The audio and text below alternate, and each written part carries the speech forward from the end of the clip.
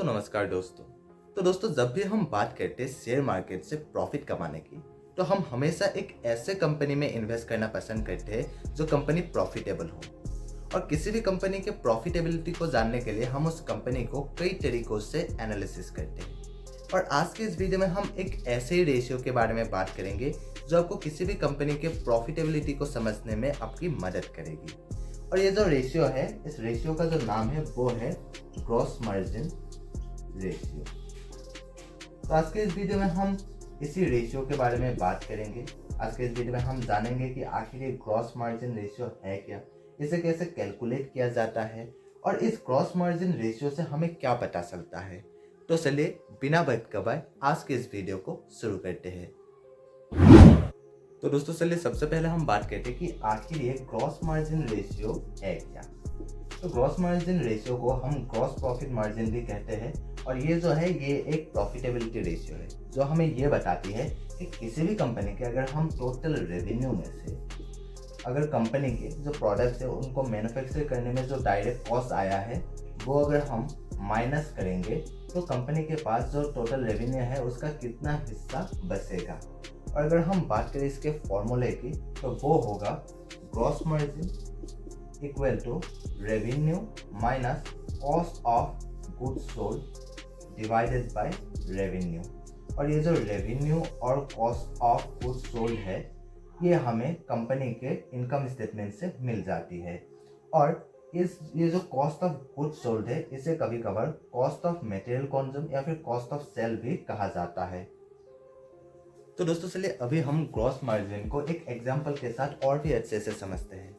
तो मान लीजिए एक कंपनी है ए और इस कंपनी का जो है इस साल का जो टोटल रेवेन्यू है वो है मान लीजिए 100 करोड़ और कंपनी का जो कॉस्ट ऑफ गुड्स सोल्ड है यानी कि कंपनी के जो भी प्रोडक्ट्स है उनको मैन्युफैक्चरिंग करने में कंपनी को जो है 60 करोड़ का खर्चा आया है।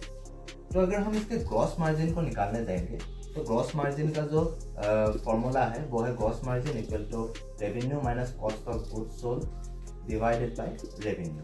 तो यहाँ पर रेवेन्यू जो है वो है 100 करोड़। अगर हम माइनस करेंगे कॉस्ट ऑफ गुड्स सोल्ड से तो वो हो जाएगा 60 करोड़। फिर अगर हम इसको रेवेन्यू से अभी डिवाइड करना है तो रेवेन्यू कितना है 100 करोड़। तो इसका अगर हम ग्रॉस मार्जिन को निकालें तो वो हो जाएगा 0.4 यानी कि 40%। यानी कि अगर हम कंपनी ए के ग्रॉस मार्जिन को निकालें तो वो आएगा 40%। यानी कि अगर हम कंपनी ए के टोटल रेवेन्यू में से उसके अगर कॉस्ट ऑफ गुड्स सोल्ड यानी कि जो प्रोडक्ट मैन्युफैक्चरिंग में जो डायरेक्ट कॉस्ट आया है कंपनी को वो अगर हम माइनस करेंगे तो टोटल रेवेन्यू का जो है 40% हिस्सा कंपनी के पास बचेगा।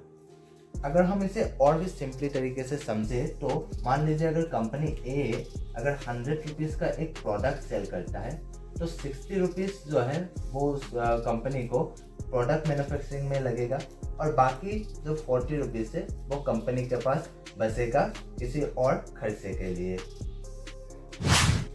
दोस्तों ये जो ग्रॉस मार्जिन रेशियो है इसे जनरली इन्वेस्टर किसी भी एक इंडस्ट्री के अलग अलग कंपनियों के कंपैरिजन करने के लिए यूज़ करते हैं क्योंकि हर एक इंडस्ट्री का जो है जो ग्रॉस मार्जिन रेशियो है वो अलग अलग रेंज में होता है। अगर हम इसे एग्जांपल के साथ देखें तो जो ये सर्विस बेस्ड कंपनीज होते हैं या फिर सर्विस बेस्ड इंडस्ट्री के जो भी कंपनीज होते हैं उनका जो है gross margin ratio generally high रहता है। क्योंकि सर्विस बेस्ड जो कंपनीज होते हैं वो सर्विस देती है जिसमें इतना ज़्यादा खर्चा नहीं होता है। भाई अगर हम बात करें मैन्युफैक्चरिंग बेस्ड कंपनीज की तो मैन्युफैक्चरिंग बेस्ड जो कंपनीज होते हैं उनका जो ग्रॉस मार्जिन होता है वो सर्विस बेस्ड कंपनीज के मुकाबले कम रहता है क्योंकि मैन्युफैक्चरिंग बेस्ड जो कंपनीज होते हैं वो प्रोडक्ट बनाती है जिसे बनाने में जो है कॉस्ट ज़्यादा लगता है।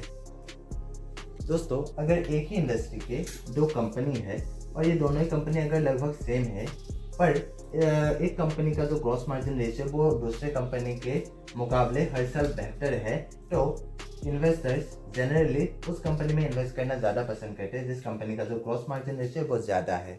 क्योंकि अगर हम ग्रॉस मार्जिन रेशियो को अच्छे से देखें तो हम समझ पाएंगे कि किसी भी कंपनी का जो ग्रॉस मार्जिन रेशियो वो कुछ कारणों से ज़्यादा होता है।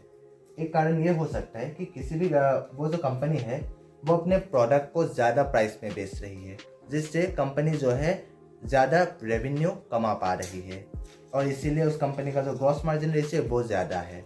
या फिर एक और कारण ये भी हो सकती है कि कंपनी अपने कॉम्पिटिटर्स के मुकाबले कम प्राइस में या फिर कम कॉस्ट में अपने प्रोडक्ट को मैन्युफैक्चर कर रही है, जिससे कंपनी के जो प्रोडक्ट बनाने में जो डायरेक्ट कॉस्ट लगता है वो कम है और इसीलिए शायद उस कंपनी का जो है ग्रॉस मार्जिन ज़्यादा है। और इसीलिए जब भी हम किसी कंपनी में इन्वेस्ट करते हैं और इन्वेस्ट करने से पहले उस कंपनी को जब हम एनालिसिस करते हैं तो हम कंपनी के एनालिसिस के साथ साथ किसी भी कंपनी के ग्रॉस मार्जिन रेशियो का भी अच्छे से एनालाइज करना चाहिए।